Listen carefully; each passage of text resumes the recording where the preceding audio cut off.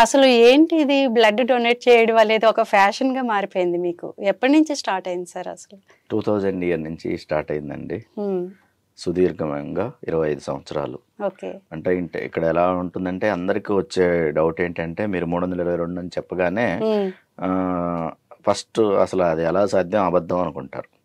ఎందుకు అలా అనుకుంటారంటే హ్మ్. ఒక మనిషి 3 నెలలకు ఒకసారి డొనేట్ చేయాలి. ఓకే. నేను 25 ఇయర్స్ నుంచి చేస్తే 100 సార్లు చేయాలి కదా, మరి మిగతా 222 ఏంటి అంటారు. హ్మ్. అసలు మెయిన్ ఎలా ఉంటుందంటే ఈ బ్లడ్ డొనేషన్ అనేది బ్లడ్ అంటే జనరల్గా అందరూ హోల్ బ్లడ్ డొనేట్ చేస్తుంటారు. హ్మ్.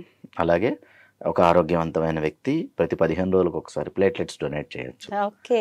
అలాగే ప్లాస్మా డొనేట్ చేయొచ్చు ప్రతి 15 రోజులకు ఒకసారి. హ్మ్. డబ్ల్యూబీసీ అని చెప్పి క్యాన్సర్ ట్రీట్మెంట్లో ఒక ఒక లాంగ్ ప్రొసీజర్ అనమాట. అంటే హ్మ్. ఆ ప్రొసీజరే 4 అవర్స్ ఉంటుంది.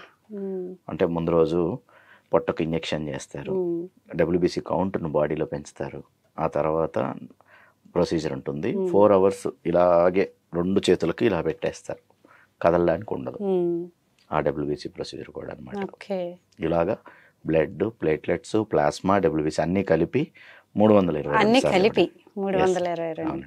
మరి ఇట్లా బ్లడ్ డొనేట్ చేసినప్పుడు ఇంట్లో ఫ్యామిలీ ఏమనరా సార్? ఎందుకు అట్లా అన్ని సార్లు ఇస్తారు?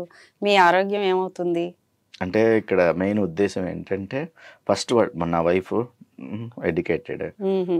అలాగే నా కూతురు ఎంబీబీఎస్ అయిపోయి హౌస్ సర్జన్ ఇంకా చేస్తుంది. చెప్పవసరం లేదు. So okay. వాళ్ళకి తెలుసు అవగాహన. దానివల్ల ఎటువంటి నష్టం లేదు అని చెప్పి. ఇవాళ మీరు గూగుల్లో సెర్చ్ చేస్తే హ్మ్. ఒక హెల్దీ పర్సన్ ఎవ్రీ 15 డేస్కి ప్లేట్లెట్స్ ఇవ్వచ్చు అని క్లియర్గా ఉంది. హ్మ్. మనం ఇక్కడ 15 రోజులకు ఒకసారి ఇస్తాము, అదే ఫారిన్ కంట్రీస్లో ఎవ్రీ వీక్ ఇస్తారు. ఓకే.